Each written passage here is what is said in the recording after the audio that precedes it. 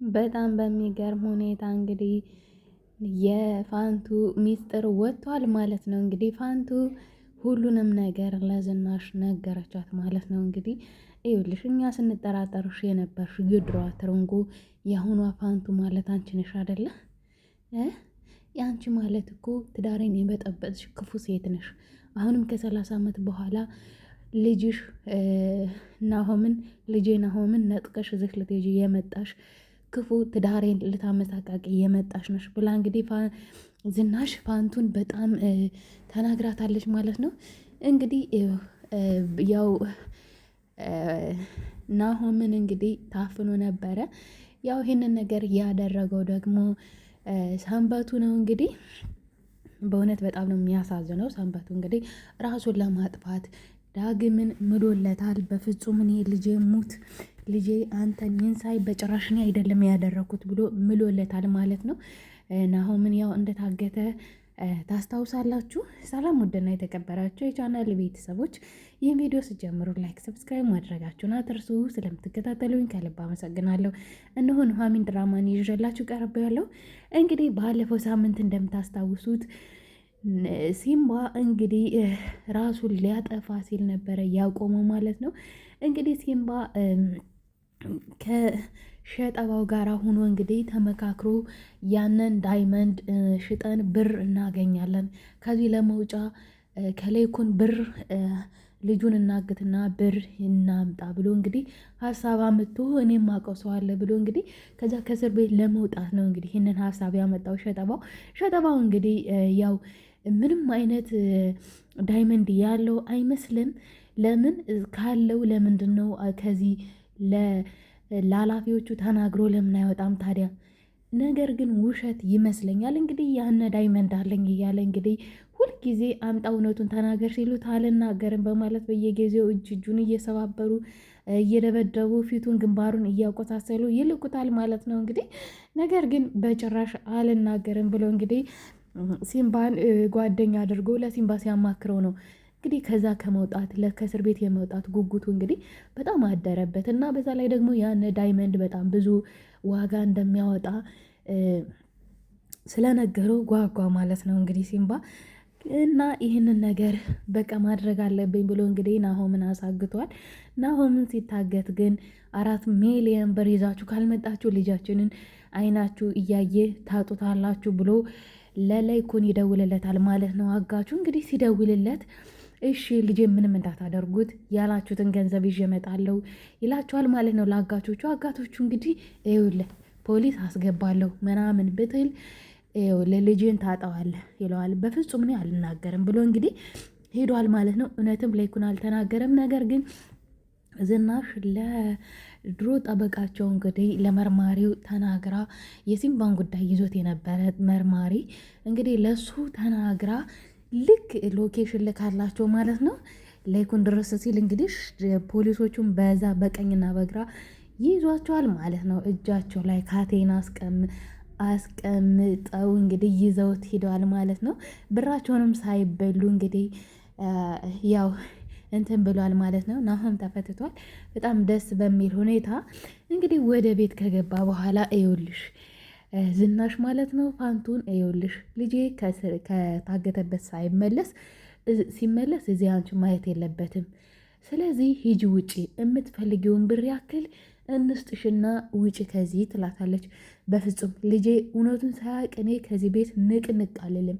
ምን አይነት ጨካኝ ነሽ ግን ወይዘሮ ዝናሽ? እኔ ልጄ በልጄ ናፍቆት እየተሰቃየው 30 ዓመት ሙሉ የጠበኩት ነው እና ቆይ ግን እንዴት አድራሻችንን አውቀሽ እንዴት ብለሽ ልትመጭ ቻልሽ? ትላታለች ማለት ነው። ይኸውልሽ ነገሮች ሁሉ የሆኑት በአጋጣሚ ነው። እንግዲህ ኑሐሚን መንገድ ላይ አግኝታኝ እዛ የመጣች በአጋጣሚ ነው ነገሮች ሁሉ የተፈጠሩት። ነገር ግን እኔ ራሴ ከድሮ ቤታችሁ በእርግጥ ሂጄ ላፈለለጋችሁ ሂጄ ነበረ ትላታለች። እና ግን አላገኘኋችሁም፣ ቤት ቀይራችሁ ስለነበር አላገኘኋችሁም እንጂ ከዛ ውጭ ይህ ሁሉም ነገር የተደረገው በአጋጣሚ ነው። እኔ ልክ እዚህ ቤት እንደገባው ነበረ ጋሽ ላይኩንን ያወቅኳቸው እና የወደኩትም ለዛ ነበረ። እመኝኝ እኔ ትዳርሽን ላመሰቃቀል አይደለም የመጣሁት። እንደ አጋጣሚ ስመጣ ነገር ግን ልጄን ሳላስበው አገኘሁት እና እኔ ልጄ እውነቱን እነግረዋለሁ። እናቱ ወላጅ እናቱ እኔ እንደሆንኩኝ ካወቀ በኋላ እዚች ቤት አንድም ቀን አላድርም። ግን ልጄ እውነቱን ሳያቅ ለምን ጥየው እንደሄድኩ ሳያቅ በፍጹም አልሄድም ትላታለች። እንግዲህ ላይኩንም ዝናሽ ራስ ወዳዳቱኝ ተይ እባክሽ ልጇን ተየው በቃ ምንም ማድረግ አይቻልም፣ እናትነትሽን ማንም የሚነጥቅሽ የለም ይላታል ማለት ነው። እርግጥ ነው ዝናሽ ከዳግም ይልቅ ናሆምን ነው የምትወደው፣ በጣም ነው የምትወደው።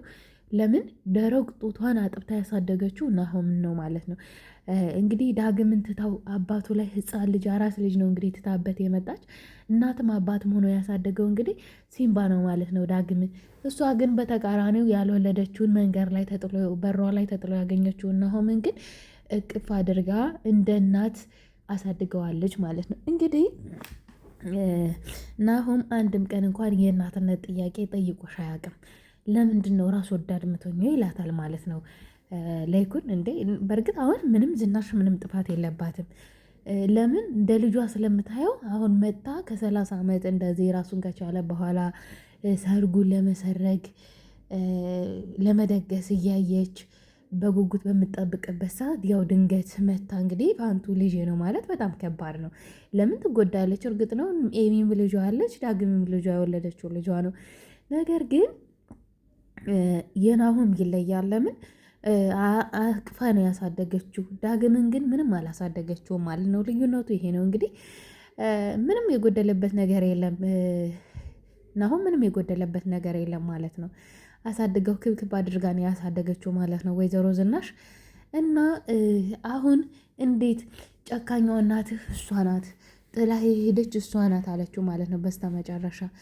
ይኸውልሽ ዝናሽ እኔ ጥየው አልሄድኩም፣ እንደ አጋጣሚ ለልጄ ወተት ለማምጣት ሲሄድ መኪና አደጋ ደርሶብኝ ነው እዛ ቤት ውስጥ እንደዘጋውበት በዛው ወጥቼ ደጋግ ሰዎች ነው አሳክመው እንግዲህ ራሴን ማወቅ የጀመርኩት ከቅርብ ጊዜ ቦዲ ነበረ እና እንደዛ ነበር እንጂ እኔ አውቄ አልጣልኩትም። እናንተ በር ላይ ደግሞ አምጥተው የጣሉት ጎረቤቶቼ ያው ከላይኮን እንደወለዱ ስለሚያውቁ እዛ አውሬ ከሚበላው ብለው አመተው በር ላይ ያስቀመጡት ማለት ነው። ይህ ነው ታሪኩ ብላ እንግዲህ የሕክምና ማስረጃዋን ጭንቅላቷ ላይ የተመታችው የተሰፋችውንም እንዲሁም ደግሞ ሌላ አካላቶቿ ላይ የሰውነት ክፍሏ ላይ የተደረገውን የምርመራ ራጅ ምናምን ሁሉንም ነገር ምናልባት አንድ ቀን እድል ቀንቶኝ ልጄን ካገኘሁት ያው መስከሪያ ምስክር ይሆነኛል ብዬ ያስቀመጥኩት ነው። ናሆም ልጅ እባክን ተረዳኝ ብላ እንግዲህ ስቅስቅ ብላ ለቀሰች። እና አሁን ላይ ኩን ሁለታችሁም ተረጋጉና ዝናሽ አንቺም እናትነትሽ በጭራሽ እንትን የሚልብሽ ነገር የለም፣ ማንም ይነጥቅሽ የለም። እውነት ነው አንቺ ነሽ ያሳደግሽው። ግድ ደግሞ ራስ ወዳድ መሆን የለብሽም። ግድ ደግሞ ያው ፋንቱ ደግሞ የወለደችው እናቱ ናት። እና አሁን ናሆም እንግዲህ በጣም ግራ ተገብቷል። ማንን ይምረጥ? የሚመርጥበትን ግራ ተጋብቷል ማለት ነው። ማንን መምረጥ እንዳለበት በጣም ጨንቆታል። እንግዲህ ወደ ዝናሽ ናኔድ ልጄ ሕፃን ልጅ አይደለም መምረጥ ይችላል ከማን ጋር መኖር እንዳለበት ትላለች ማለት ነው ፋንቱ። እርግጥ ነው እና በስተ መጨረሻም ፋንቱ በቃ ሁላችሁም ይቅርታ አድርጉልኝ፣ ዝናሽ እስከዛሬ ድረስ ወይዘሮ ዝናሽ እስከዛሬ ድረስ ስለ እንደዚህ ማሰብም አልነበረብኝም ልጅሽን ለመውሰድ በማሰብ ለራሱ በጣም ይቅርታ አድርጎልኝ በቃ ሸኙኝ በቃ ብላ እንግዲህ ፋንቱ ለመሄድ ወሰነች ማለት ነው። እና ዳግምና ኤሚ ደግሞ እንግዲህ ምንም አላወቁም ነበረ። ድንገት ቤት ውስጥ ሲገቡ በቃ ትርምስምስ ብሏል ቤቱ ማለት ነው። እና ለምንድን ነው ቆይ ምንድን ነው ዳግም የሚያወሩት ነገር ይገባሃል ትረዳለህ አለችው ማለት ነው።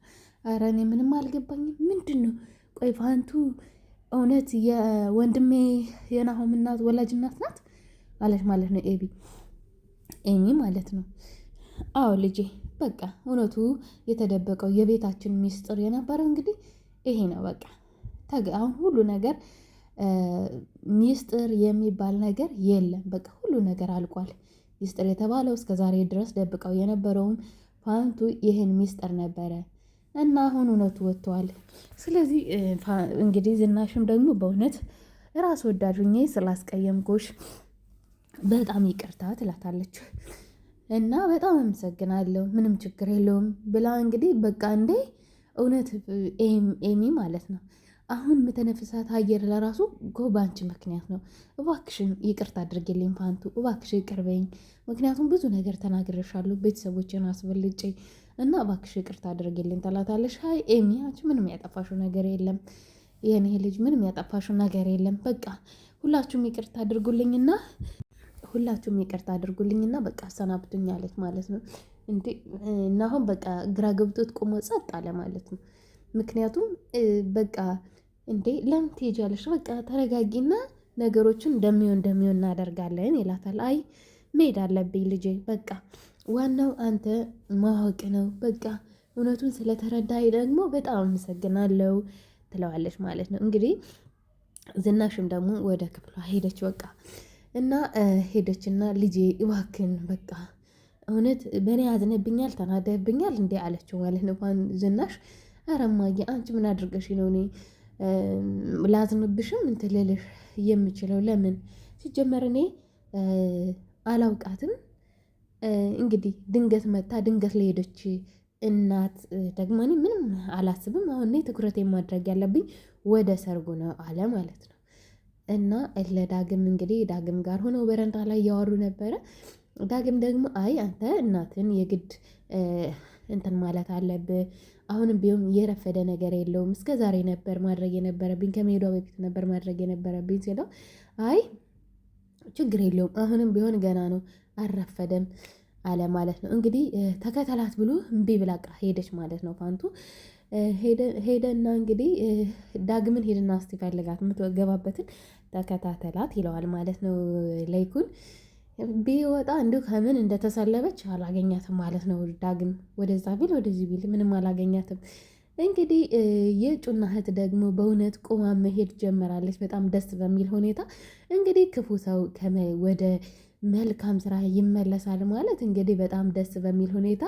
ኤርሚያስ እንደምታስታውሱት ባለፈው ናሆም የታሰረ ጊዜ የታገተ ጊዜ እንግዲህ በቃ የመኪናውን ሸጠና እንዲሁም ደግሞ የነበረውን ባንክ ቤት ብር አድርጎ ቼክ የ2 ሚሊዮን ብር ቼክ ለአቶ ላይኩን ይሰጠዋል ማለት ነው። እና ምንድን ነው እባክን ጋሽ ይቅርታ አድርግልኝ ድፍረት አይሆንብኝና እባክን ይቺን ነገር ተቀበለኝና ለናሆም ማስፈቻ መጨመሪያ ገንዘብ የሆነ ምክንያቱም ኤሚ ብዙ ነገር ያው ድርጅቱም ኪሳራ ላይ እንዳለ ነግራኛለች እና እባክዎትን ይቀበሉኝ ብሎ ይጠይቀዋል ማለት ነው።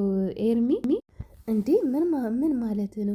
አረ በፍጹም አይ ይሄንን መኪናዬንም እሸጫታለሁ እና የኤሌክትሪክ መኪና ለመግዛት እያሰብኩ ነበረ። ስለዚህ ከናሆም አይበልጥም ጋሼ እባክዎትን እንዲሁም ንቀት እንዳይቆጥሩብኝ ብሎ እንግዲህ ካሲለ በፍጹም እንዲሁም መኪናን ግዛ እጨምርልሃለሁ፣ እየጎደለህ ካለ እጨምርልሃለሁ፣ በፍጹም አልቀበልም የኔ ልጅ በእውነት እንዲህ አይነት መልካም ልጅ መሆንን መቻወኩኝና ይለዋል ማለት ነው ለይኩን እና በጣም ተቀይሯል። እና ደግሞ ያው አምራን ደግሞ በጣም ተለውጣለች። ዶክተር ፋኑኤል ደግሞ ከአምራን ፍቅር ይዟታል ማለት ነው። እንግዲህ አምራን ደግሞ ከዳግም ጋራ ፍቅር ይዟታል። ዳግምም ሳይወዳት አይቀርም። 2 ጊዜ ነው አብረው ያደሩ ማለት ነው ቤት እና ወደዋለች ዳግምን ማለት ነው። እንግዲህ ጩና ደግሞ መጀመሪያ ተመችቷት ነበረ ማለት ነው። ዳግም ስልኩን የሰረቀችው ጊዜ የሆነ ወዳው ነገር ነበረ ማለት ነው። ነገር ግን ታይፕ ያደለችም አላት ማለት ነው። ስትነግራት ታይፕ ያደለችም አለ ማለት ነው ዳግም እና ስለዚህ አንቺ ነሽ ማለት ነው እንጂ ያው እሷ የኔ እንትን አይደለችም ይላታል። እና አሁን የጦፈ ፍቅር ውስጥ ገብተዋል ማለት ነው ዳግምና